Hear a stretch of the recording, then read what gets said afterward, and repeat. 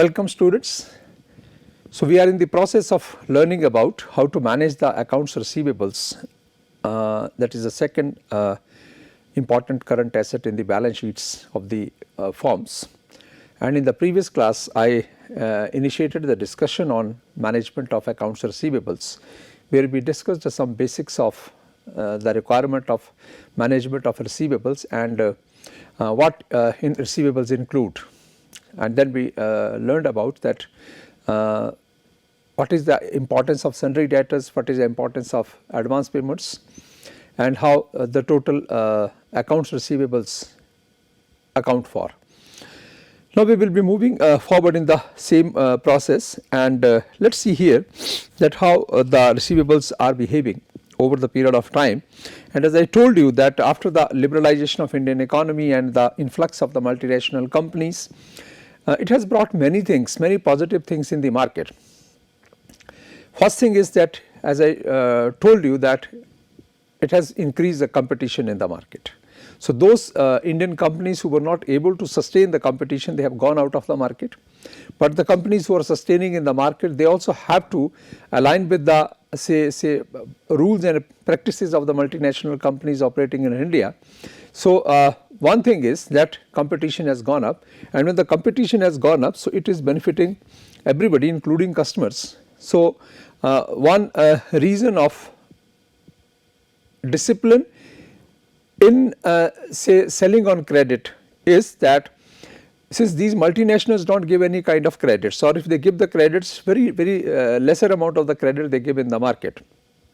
So over a period of time we have seen that the existence of the accounts receivables and sundry creditors is there in the balance sheet. We cannot say that we can do the business without not selling on the credit, but the magnitude of these accounts receivables and sundry debtors has seriously come down, and we are expecting that over a period of time it will be the minimum amount. So it means it depends upon the type of the player we are talking about. If the company is very efficient, company's product is very good, it is acceptable to the people. If the company is selling a quality product and at a very say competitive price, in that case selling on the credit is not the requirement of the company. Sometimes the distribution channels or the customers may request the credit, so which the company can accede to the request, but it is not the compulsion of the company, because they have sufficient demand for their product and they have worked hard to create the excellence as well as to maintain the price. So in that case they can manage the accounts receivables in a way they want it. If they want to give the credit, they can give it. If they do not want to give the credit, they may not give the credit. But the companies who are in the market competing and trying to sustain in the market, it may be very difficult for them if their product is not excellent, and if the price they are not able to control, then it may be possible for them to give the credit in the market or to sell the product at a credit in the market. But slowly and steadily everybody will say sail in the same boat, and the credit to be given by say the leader in the market or maybe by the laggard in the market, that difference between the two will not be very high. So we have seen here, if you look at the trends here, we have important database. That database is called as the PROVES of the Center for Monitoring Indian Economy, which is reporting the say financial data or the financial statements of many companies, thousands of companies. So from there we have seen a trend, we have tried to see a trend about the accounts receivables and the say sundry debtors. So and then we try to compare it with the international trends. So we have found from the data which is available, or maybe you can also verify it by just resorting to that database, PROVES database, where the thousands of companies data is there. So you can make an analysis that in different companies in any industry, what is the say percentage of the accounts receivable as a percentage of the total assets, and what is the percentage of the sundry debtors as a percentage of the accounts receivable. So we have seen the trend is declining. If you see over a period of time the trend is declining, so we can finally say here that receivables account for about 10% of the total assets in a manufacturing firm in the developed economies. Means it is around 10% of the total assets. So total receivables we are talking about, and if this is the percentage which was in the say some years back, but this is declining over a period of time. And if you talk about the developing economies including India, it accounts for about 12 to 15% of the total assets. So, still the magnitude is very high, but means 12 to 15% of the total assets is very high, but yes, it is coming down over a period of time. And over the period of time, the receivables are coming down in both developed and developing economies markets, because we have discussed here the reason that as companies are moving towards excellence, and in this say era of the cutthroat competition, seller has to reduce the price to the say maximum possible extent, or have to bring down the price, which is the minimum price they can charge from the customers in the market or from the markets. So, in that case, if still they have to sell on the credit, it is very difficult. So, they are achieving excellence in the quality of the products, and they are reducing the prices to the extent that in this situation seeking the credit or requesting for the credit also, this kind of demands are not coming from the customers or distribution channels also. And in a way, these MNCs have created a situation in the market where they do not encourage the credit sales. But still there will be the credits, because we cannot sell 100% production on cash, but that credit period will be controlled by the seller, not by the buyer. Because if you think about who needs the credit, we have the two sides, one is the seller, another is the buyer, right. Now, the objective of the seller is that the company wants to give either no credit or the minimum credit, and the objective of the buyer is that he wants to have the maximum credit. Now, the objective of the seller is that not to give the credit at all, so that the time value of money is maximum for him, and the objective of the buyer is that he wants to delay the payment to the maximum possible time, maximum possible extent, so that the time value of the money for him which he is paying to the company to buy the product is minimum. So, both are moving in the different directions and to achieve the different objectives. So, in this case we have to create a situation that if the product is excellent and the price is very competitive, then the company thinks about that sometime if the situation demands that there is a negative effect upon the market company sales, or sometimes it is very difficult for the company to adjust its manufacturing process or anything else, then it may be possible to give some credit in the market. But largely these MNCs, I have personally seen that these MNCs, say for example we talk about the electronic sector. In the electronic sector in India, we have three companies who are the say leaders in the market, you can say, in the different markets or in the different proportions. We have Samsung, LG and Sony. So, Samsung is the leader in the market, followed by LG and then Sony. So, they have created a situation in the market that anybody who wants to work with Samsung, say for example, they have to work in a way that any distributor or wholesaler or retailer has to sell the product or has to perform in the market as per the philosophy of the company, and company wants that you don't expect much credit from us. And in many cases companies ask even its distribution channels also to send the advance checks to the company, and production process is continuous, and when any material is ready, or any say for example 100 color TVs are ready and they have to be now say sold in the market, so they will be sent to the distributors. Even sometimes the distributor has not placed any order, sometimes even without order also they will have to work as per the company's instructions and they will have to perform in the market. So, and since the company has the advance checks from the distributors or maybe any other channel of distribution, so on the one side they send a truckload of color TVs to the distributor and they present the check of the distributor to the bank, so company's payment is collected. And company's condition is that if you cannot perform on such conditions, then you need not to be the distributor of the Samsung. So, it means you can see the situation that they are not giving any kind of the credit. So, in a competitive scenario, when the prices are too low, quality is excellent, then it's the prerogative of the seller in the market whether to give any kind of the credit or not to give the credit. And over a period of time, because of the increased competition, increased excellence, increased performance and existence of MNCs in the markets, the receivables or the credit sales are coming down. Another thing we have seen, we can see it from the another point of view in another mod, or there is another indicator, that is the number of days of sales locked in the accounts receivables. Say normally when we see that when the credit is, average credit period is say 2 months, or on an average that for 2 months company sells on the credit. So it means 60 days sales are blocked in the credit sales. So they sell it today and the money comes after 60 days, or funds come after 60 days. So it means for 60 days the company has to arrange for the funds, because the production process is continuous and it has to be supported with the funds. So it means number of days sales blocked in the credit sales or in the receivables. We have seen that this trend is also coming down. See, earlier when we talk about the credit period in this country was sometime 3 months also. It has come down, it came down to 2 months, and now the current credit period is somewhere between 30 days to 45 days, and in say worst case scenario it can be 45 to 60 days. But no company, there can be exceptions, but largely the companies are going to adhere to this credit period. There are the companies who are very sick, who are sick companies in the market and who want to sustain in the market. So there the credit period can be even beyond 2 months, but that they are not large in number. Very few companies are even giving the credit period up to 60 days, and largely the credit period given by the companies in the different manufacturing sectors is somewhere 30 to 45 days.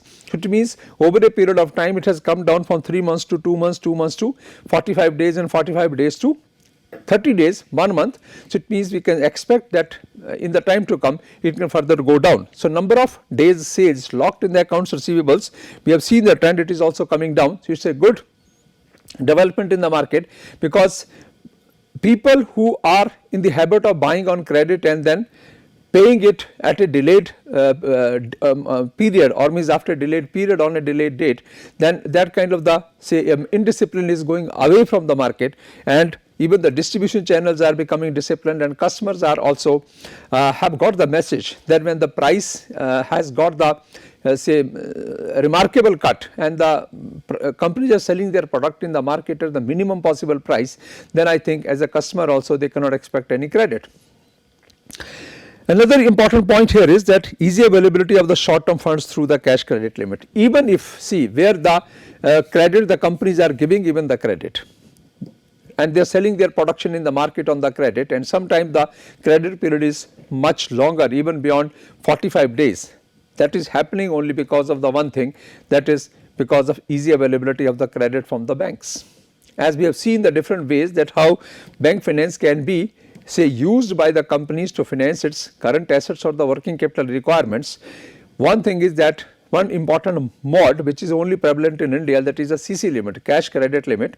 So since easy funds are available through cash credit limit, so companies also don't think much for selling on the credit, because they know it that if we are selling on the credit maybe for a period of 2 months, then for continuing with the operating process, for the manufacturing process, they can easily have the funds from the bank, and for a given period of time they can fund their credit sales or maybe the accounts receivables with the help of the funds provided by the banks, and that too on the CC limit basis. So that is the one important reason. But over a period of time, as we have discussed in the past also, that this facility is also bound to come to an end. I told you that RBI has instructed the banks or issued the guidelines to the banks that any working capital requirement of the company which is of up to 10 crore and above, then the way or the mode of funding that requirement should be in the ratio of 80-20, that 80% should be in the form of working capital loan plus bill discounting facility, and only 20% has to be given as a CC limit.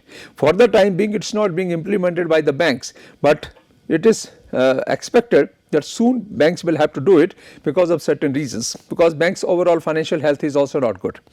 So they cannot extend the credit in the form of the CC limits, which is highly unproductive. So now it's a time, or a time is coming, a situation is arising in the market, in the banking industry also, that where the banks also have to start lending on the basis of the marginal productivity of the capital.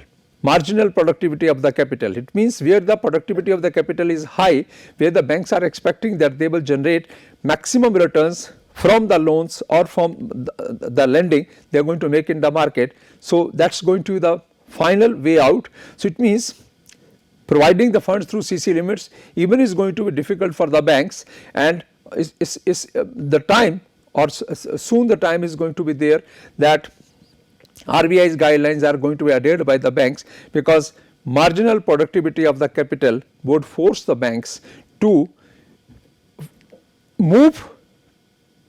change the mode of funding or providing the working capital requirements or fulfilling the working capital requirements by way of the working capital loans rather than the CC limits or the cash credit limits. So, it means this principle which is already there in the other countries, which is being followed in the other countries, we also have to fall in line, and we also have to follow this principle of the marginal productivity of the capital. As I told you that in US, bank finance is the least preferred source of working capital financing.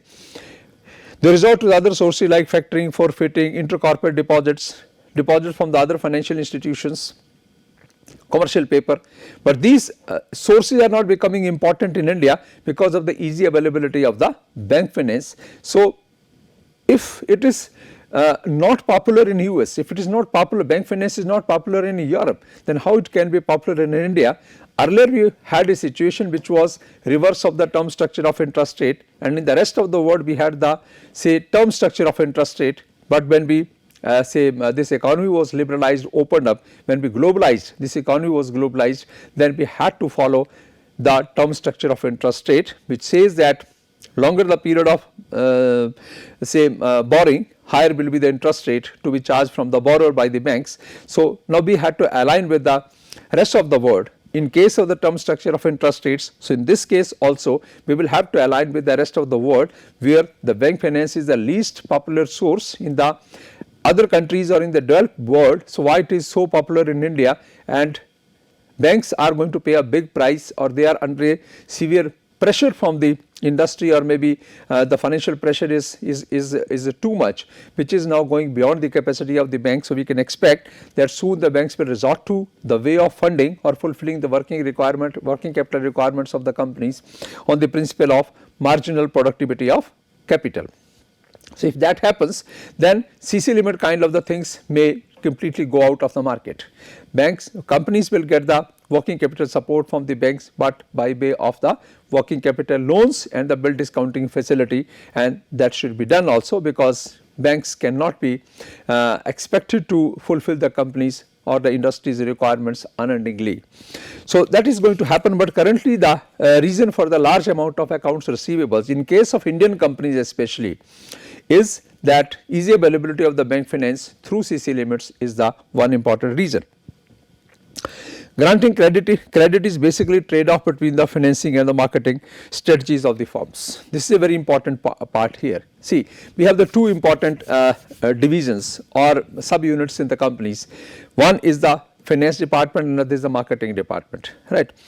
Target of the marketing department is that they should maximize the sales, or objective of the marketing department is that they should maximize the sales, and if they have to maximize the sales, every time they cannot achieve the target by selling on cash. So, sometimes they have to sell on the credit also. So, company has given a target to the marketing department that we have this much of the production. So, sales have to be this much by setting aside some minimum stock which we are keeping. So, maximum production should go to the market, and marketing department is only concerned with achieving the objective irrespective of the fact whether it is on cash or it is on credit. The company is selling the product in the market, whether the product goes to the market on cash or on the credit, marketing department is not going to answer this question. At the end of the day, they would say that our target was this much to sell the 100 units of the product in the market. We have sold 100 units of the product in the market, or 105, 110 units of the product in the market. Our target is overachieved. But important question is, what part of that sales has gone to the market on cash, and the credit component is to be taken seriously. So, the objective of the marketing department is to sell maximum in the market, whether on cash or on the credit, that is not important for them. And the objective of the finance department is to maximize the return on investment. So, in that case, sometimes what happens that say the firm has got surplus funds.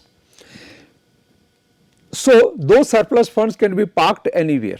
So, finance people sometimes think that rather than parking it outside, if we manufacture and sell beyond a level on the credit. So, currently when we are selling on the credit, by giving a certain credit period and largely on the cash also. Our sales are, say for example, the level given is X, but if you want to increase the sales beyond that level, we have surplus funds, we can produce more, we can manufacture more, and we can serve the other markets also, or in the existing markets also. If we give the credit and start selling on the credit or increase the credit period, then our sales can increase.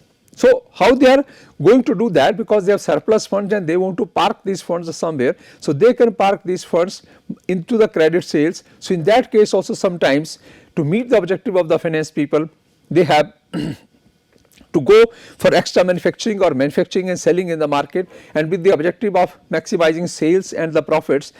On the instructions of the finance department to park the surplus funds, the credit sales can be done and surplus funds can be parked or invested in the accounts receivables. But finally, we cannot have two extremes, that either it is the objective of the finance department or it is the objective of marketing department. There has to be a trade off, that how much funds be surplus funds we have, how much credit we can give in the market, because we have to keep into consideration the recovery of the credit sales. If we unendingly keep on selling in the market on the credit basis, that is not going to serve the purpose. So, we will have to think that there has to be a trade off, that marketing department's objective is also met, finance department's objective is also met, and firm's overall value is maximized. So, that is an important objective, that this trade off has to be taken seriously, and we should think about that your sales are also going up, sales collections are also maximum, and the amount or the percentage or the component of the bad debts is minimum. So, that has to be borne in mind. And one important reason that to increase or decrease the accounts receivables, or whether the accounts receivables should be there or not, that also depends upon the another important point is, that is the perfect channel of distribution. Is an important question here. To decide the extent or the magnitude of the accounts receivables, we will have to think about the channel of distribution. If you think, or when the companies want to sell their product in the market, largely there are two channels. One channel is the direct sales in the market, and another channel is the indirect sales in the market. Now, when there is a direct sales in the market, we already know it, there some companies have their own exclusive stores and they manufacture and sell the product in the market, not through any indirect channels, but by the company owned channels. We had some time in the past like Bata shoes. Bata shoes were available only in the exclusive stores of the Bata, and they continued with the strategy or the distribution channel for the longer time, but now they are resorting to the strategy which is both. That is, they are selling through their exclusive stores also, and they are selling through the indirect channels also to maximize the sales in the market, because in today's scenario it is not possible to depend upon the one channel or the direct marketing only. So, sometimes that is the situation, but we have seen many companies are selling directly in the market, and in that case there are many positives also, there are many negatives also. The main positive part here is that companies control upon the customers is direct. What customers want, what changes in the product customers want, what changes in the design of the product customers want, and how they are feeling about the price of the product and other attributes of the product, all customer related information is directly coming to the company, because company is directly selling through their own company owned outlet in the market. So, they have not to look for the customer information towards the other channels, right. But the negative part of it is that having the exclusive stores these days, especially in the big cities or towns, is becoming a very costly affair, because finding the place, maintaining the store, paying for the store overheads is a very expensive affair. So, what happens in that case, the price of the goods go up, and in many cases people may not like it. So, because India is a price sensitive economy, we have a limited income. So, everybody cannot go to buy the Reebok shoes, or maybe the Nike shoes, or maybe the Puma shoes, or maybe some branded products in the market. That is not possible for all. Even if you talk about the Bata shoes we are talking about, there is a branded shoe being sold through the direct channels, even the indirect channels also. If you compare the quality of the shoe and the price of the shoe, there is a big difference, because same quality of the shoe is easily available in the market. That may not be Bata, but that is a good quality shoe and it is available sometime at the 1/3 of the price. So, because of the exclusive stores or maintaining the exclusive stores, cost goes up very high. So, everybody cannot afford to that cost. So, it means in that case sales of the companies are affected. So, increased cost is a negative part, and direct control upon the information and the requirements of the customers, and the direct information from the customers comes to the company, that is a positive part of the channels of distribution. But here these days what is happening in India also, now the trend has started that people have very lesser amount of time. Time is the problem. So, these days when we go out for the shopping, we try to go to a store where almost all the things of household or for the daily need are easily available. We do not have the time that for shoes we can go to exclusive store, for the apples we can go to another exclusive store, for the grocery we can go to another exclusive store, or for the say other requirements we can go to the exclusive store. That is not not the time now. Earlier it was there, then the people had a stable life, and there was no shortage of the time, there is no paucity of the time, but now the time is the problem. So, in the evening when we come from the office or we want to buy something for households, our approach is that we want to go to a shop or a store where almost all the things are available under one roof, or even if we want to buy any particular product, even if we want to buy a single product, people want to try or want to know about the quality and the prices of different companies and their products, and then they zero in on one product. Say for example, we want to buy even shoes. So, we would like to go to a store which is having the product of the multiple companies, different companies, rather than going to Bata, rather than going to Nike, rather than going to Puma, because if you go there, it means if you have not decided in your mind, unless you have not decided in your mind that you are going to buy Nike shoes, in any case you are not going to say compromise lesser than Nike, then it is good. But largely people want to buy shoes. They can buy Nike also, they can buy Puma also, they can buy any other shoes also, but if the variety is available, people prefer that, and if the variety is not available, sometime people may drop the sales, or they may postpone the sales.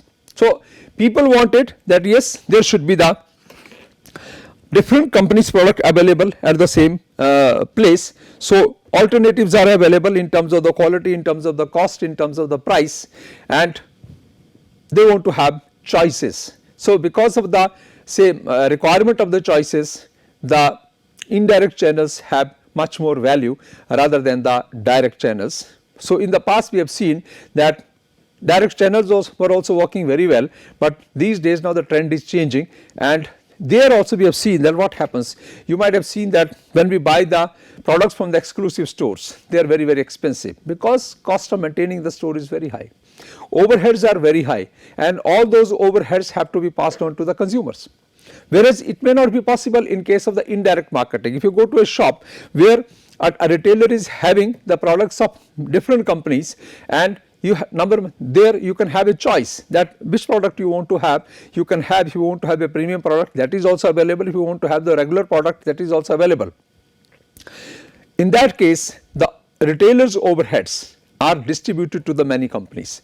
So, cost of maintaining the store comes down, and those overheads or the cost of those overheads can be passed on to the many manufacturers or different companies. So, that benefit directly goes to the customer because prices go down. So, this is a very important and the positive point of the indirect selling in the market. But whether to give the credit or not to give the credit, to a larger extent it depends upon the channel we are finally selecting, because building a channel takes a time. Lot of time it takes, and if you are building a channel or a distribution network where we have distributors, wholesalers and retailers in the process, and we have built this channel by working hard for many years, you cannot straightway convert to direct marketing. Or if we have the direct marketing network we have created, and we have the number of exclusive stores in the different cities and different towns. So, you cannot straightway say that we will dismantle it and we will move to the indirect marketing, that is also not possible. So, these days at least, if that thing is not possible, we are following a middle path, that yes, Nike shoes will be available at the Nike store also, and they will be available at the other places also, so that both the channels can be used by the companies and they can maximize the sales and minimize the credits. But you see, when you go for the direct marketing, another positive benefit of the direct marketing is that credit sales are minimum, almost negligible. When we buy any branded product from the market, we never intend to buy it on credit. We go and we pay in cash and we come back. So it means that when the customer is paying in the cash, the outlet is also must be buying from the company in cash. So it means there is no credit period at all. Company can afford to not to sell off their production in the market on the credit, or to give the minimum credit if the store is being managed by some outside agency. But if it is being managed by the company employees, then there is no question of credit. But in case of the indirect distribution, yes, we have to give the credit, and when we give the credit, accounts receivables appear in the balance sheet, and this is another outcome of the indirect marketing. But in that case, we can increase the sales also, we can minimize the price also, and if the price is lower down, then certainly we can maximize the sales, and in that way seller is also gaining and the buyer is also gaining. So that is a important part, and that is important question that what we want to choose. So in this case, we are finding that the trend is like that companies are moving slowly from the direct marketing to the indirect marketing because of certain things, and in that case means cost is controllable, but the credits are coming up in the market, we have to sell on the credit. And what are the important points and other important components, and how we should select a channel of distribution. This is an important discussion. I think we should have further more discussion about the channel of distribution, because it has a direct and serious impact upon the accounts receivables. So further more discussion on the channel of distribution I will have in the next class. Thank you very much.